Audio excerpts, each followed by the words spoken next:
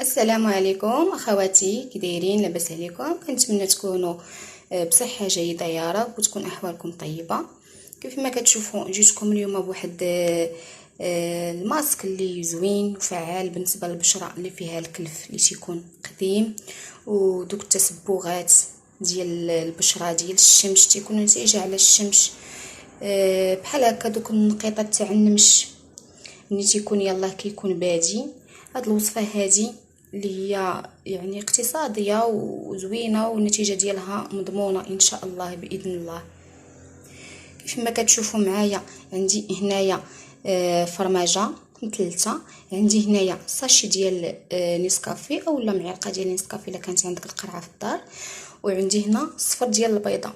الا كان البشره فيها الحبوب من الاحسن ديروا ابيض البيضه، ولكن الا كانت البشره نقيه غير التسبغات اللي فيها والكلف وهذا ديروا اصفر بيضه. كيف ما كتشوفوا هاد العناصر هذه غندمجوها مع بعض. كيف ما كتشوفوا اخواتي كندمجوا دوك العناصر.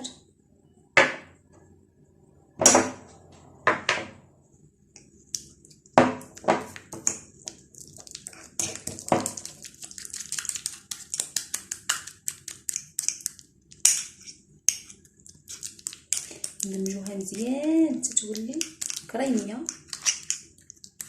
وكيف ما قلت لكم الا كان البشره فيها الحبوب من الاحسن ديروا ابيض البيض، هو اللي كينشف البشره.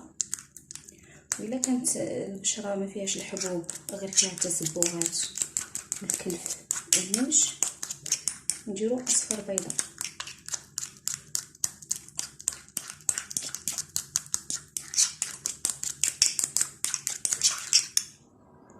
هانتوما كتشوفوا اخواتي القوام ديال الماسك ديالنا كيف تيجي على هذا الشكل هذا.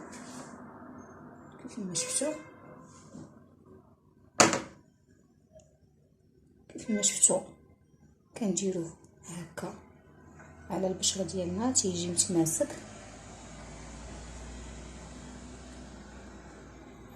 ونقوموه هكا مزيان. من بعد ملي كنديروا الماسك ديالنا وكما قلت لكم تنخليوه حتى كينشف. ضروري نعطيوه الوقت الكافي حتى ينشف، يعني من ربع ساعه حتى نص ساعه. من تما ملي كنقوموا تنفركوا على الوجه ديالنا هكا حتى كيتفرتت. عاد كنغسلوا الوجه ديالنا بالماء دافي ماشي بالماء بارد. وضروري ديري كريم اولا سيروم، اي حاجه متوفره عندك. الكريم ديالك المولفه كديري، وراه زوين البنات، ديروا 2 مرات في السيمانه وراه غتلقاو ان شاء الله عليه واحد النتيجه اللي زوينه. كنتمنى انكم تجربوا وما تنساوناش من الدعم ديالكم واللايك والتعليقات الزوينه ديالكم. في امان الله، الى اللقاء.